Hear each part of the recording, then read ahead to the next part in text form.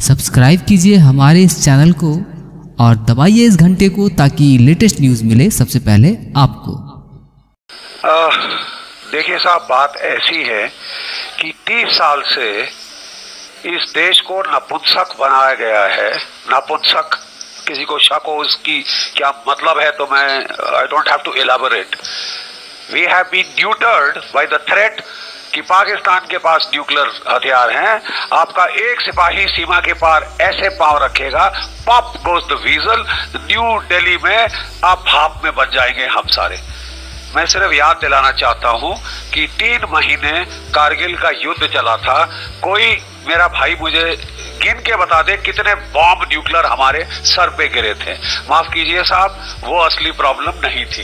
असली प्रॉब्लम थी, एक देश है जिसको कहते हैं यूनाइटेड स्टेट्स ऑफ अमेरिका।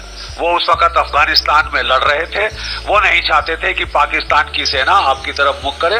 उनके हित सर्वोपरि हुए जी, और हमको एक आदेश दिया गया कि आप कुछ नहीं करेंगे, और हमने 26/11 के बाद ये किया। किसी को कोई शक है इसमें? अभी तक तो नहीं। तो अभी आपको दूसरा डिमार्च मिल गया है जी।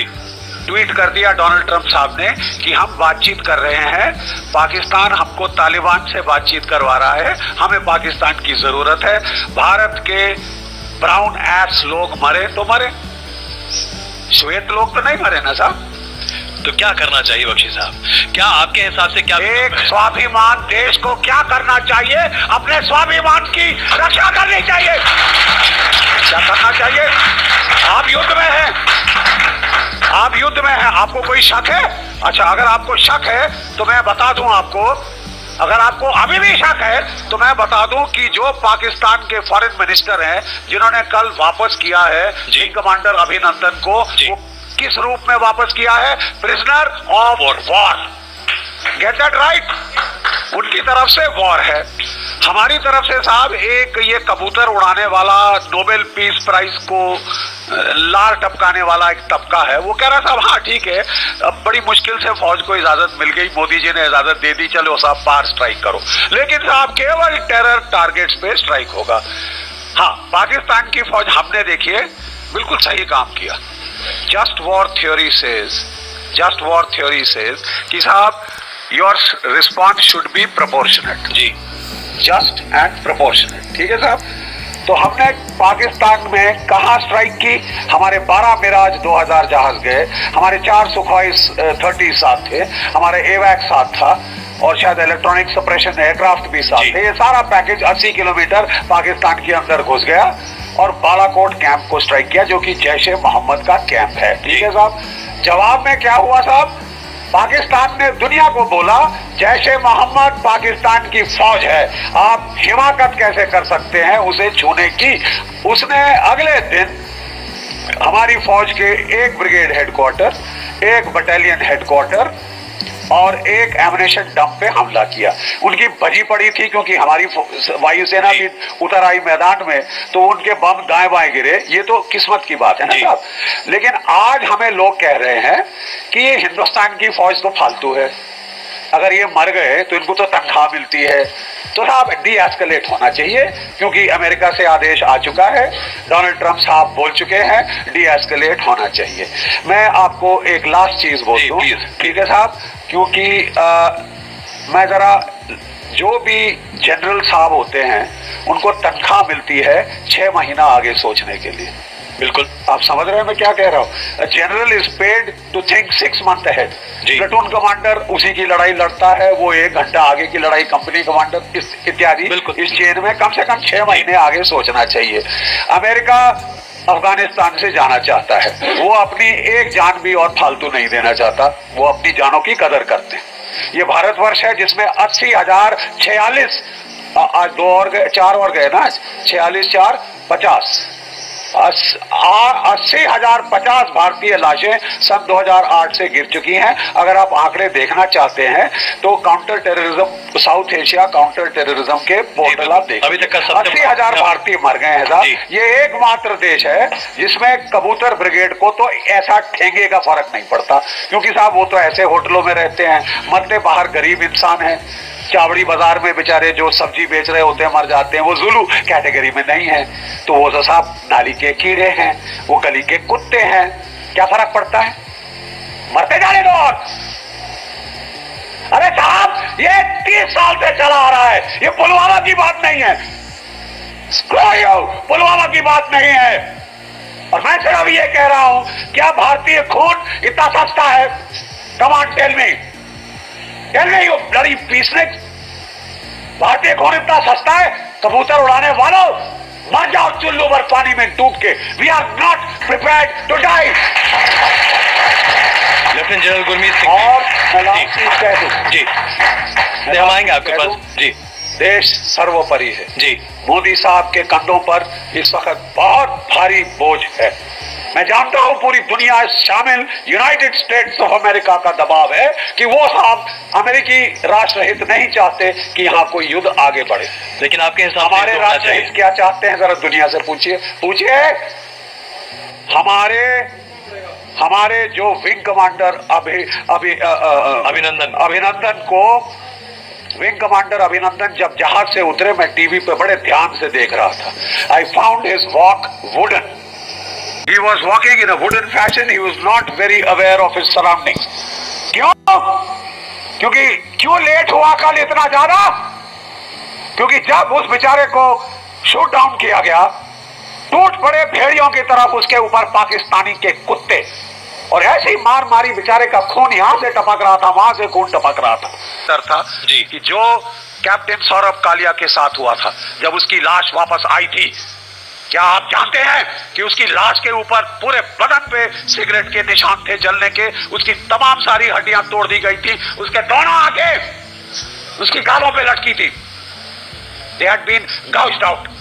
We didn't want this to happen to our boy. इसलिए हमने धमकी दी, हमारी पूरी सेना तैयार हो गई थी, अरे तुम इस बार ही हाथ लगा के देखो, ठीक है साहब। तो वो हालत पतलून ढीली हो गई और उन्होंने छोड़ दिया कि हमारी डिप्लोमेसी की बड़ी भारी जीत है। बड़े साहब हमारे शहंशाह, फील्ड मार्शल, हमारी फॉरेन मिनिस्ट्री में, मैं बस खत्म करके मैं जा रहा हूँ साहब, एक मिनट जी। हाँ जी, मैं कह रहा हूँ कि हमारे शहंशाह हैं हमारी फॉरेन मिनिस्ट्री में, जिन्होंने 30 साल हमको लड़ने नहीं दिया, 30 साल लड़ने नहीं दिया है। बोले साहब मरते जाओ मरते जाओ मरते जाओ, न्यूक्लियर बैकड्रॉप है, आप उसको रूबिकॉन क्रॉस नहीं कर सकते। देखिए साहब, मेरा इस वक्त परामर्श है, उसको साइको एक्टिव ड्रग्स दी गई हैं हमारे सिपाही को, ताकि खिल्ली उड़े उसकी पूरे देश के सामने। एक शरीफ फौजी जिसने एक घटिया MiG-21 40 साल पुराने से एक F-16 से लड़ गया और उसे मार गिराया, 4.5 जनरेशन फाइटर, उसको वो बदनाम करना चाहते हैं, उसको वो बदनाम करना चाहते हैं। और वो चाहते हैं कि साहब इसकी खिल्ली उड़े, इसके देश की खिल्ली उड़े, हम सब की खिल्ली उड़े। इसके लिए सुपरवाइज करते हैं उसका जो है बड़ा sophisticated torture, psychoactive substances have been injected into wing commander Abhinandan. Now मैं लास्ट में सिर्फ ये कहूंगा, मोदी जी आगे देखिए, प्लीज आगे देखिए, 6 महीने बाद तालिबान का राज काबुल में हो सकता है। सारी तालिबान किस तरफ आएगी साहब? कश्मीर की तरफ, आपकी तरफ। आप उसके लिए इंतजार करना चाहते हैं? आप अभी हुर्रा बोल के खत्म करना चाहते हैं, फिर गले लगना चाहते हैं? नहीं साहब, हम नहीं लगना चाहते, हम नहीं लगना चाहते। और इस समय ऐसा है जी, भारत की जनता बड़ी ताकतवर है, तो हम युद्ध के लिए, आपके हिसाब से हम युद्ध के लिए तैयार हैं? बख्शी साहब बड़ी ताकतवर है। आपके हिसाब से हम युद्ध के लिए तैयार? लास्ट में जस्ट लास्ट 2 वर्ड्स, मैं एक पुराने भूतपूर्व सैनिक की हैसियत से, मेरी बड़ी छोटी हैसियत है, मैं 2 स्टार जनरल हूँ, ये सब 3 स्टार, ठीक है साहब जी। मैं बड़े छोटे सिपाही की हैसियत से मेरा परामर्श ये है, Modi ji, this is not the time to deescalate. जो आपने बड़ा हिम्मत वाला काम शुरू किया, take it to its logical conclusion. Lieutenant general Gurmeet Singh ji, thank you. क्या होना चाहिए? बख्शी साहब मेरे जनरल बख्शी साहब मेरे इंस्ट्रक्टर थे, गुरु थे जी। जब मैंने नेशनल डिफेंस कॉलेज का कोर्स किया। इनका जो गुस्सा है वो देश प्रेम को जाहिर करता है। मैं ऐसा समझता हूं, मैंने 5 साल मिलिट्री ऑपरेशन में काम किया आर्मी हेडक्वार्टर में, और 10 साल कश्मीर में नौकरी किया है, 40 साल नौकरी किया है। और इस सूझबूझ से मैं इस स्थिति में क्या करना चाहिए और पाकिस्तान के बारे में भारत कैसे सोचना चाहिए, इसके बारे में बताना चाहता हूं रिस्पेक्टफुली। ये जो 14 फरवरी से लेकर 1 मार्च का जो दिन था, स्पेशली जो 26 फरवरी का दिन था, इसने भारत को बहुत क्लियर बताया है कि हमारा रिजॉल्व क्या होना चाहिए, हमारी नेशनल विल क्या होनी चाहिए, हमारी कलेक्टिव विल क्या होनी चाहिए। और इन दिनों ने, इन चंद दिनों ने दिखाया है कि हमारी प्रोफेशनलिज्म क्या है, हमारा एयरफोर्स, हमारी सिक्योरिटी फोर्सेस क्या बलबूता है। अंदर में जाकर 80 किलोमीटर जाकर उसके 3 टारगेट के ऊपर में जब 3 बोलता है तो भगवान शिव की याद आती है, उसके त्रिशूल की याद आती है। 3 जगह में जाकर उसको बर्बाद किया है और 330 टेररिस्ट को मारा है। अगेन वो त्रिशूल दिखाया है। और 12 हवाई जहाज गए थे। सरदार हूं तो 12 का नंबर ऐसे लगता है। भारत के वो 12 वीर जवान गए थे वहां पर और जाके उनको ठोक के आए अंदर में। ये जो रिजॉल्व किया है भारत ने, ये अभी रुख बदलेगा नहीं, ये जो थ्रेशोल्ड हो गया ये बदलेगा नहीं। देश ने देखा था जो पिछला स्ट्रेटेजिक स्ट्राइक किया था, उसमें एक निश्चय दिखाया था। भारत में बोलते हैं निश्चय कर अपनी जीत गिरो, लेकिन इस बार बात अलग थी। 14 फरवरी को जो हिमाकत की थी पाकिस्तान ने, ये बहुत बारीकी में सोचने वाली बात है कि पाकिस्तान ने पिछले 70 साल में, हमने उनको 1948, 65, 1971, 1999 में सबक सिखाया है। उसको 71 में समझ नहीं आया कि उसके 93,000।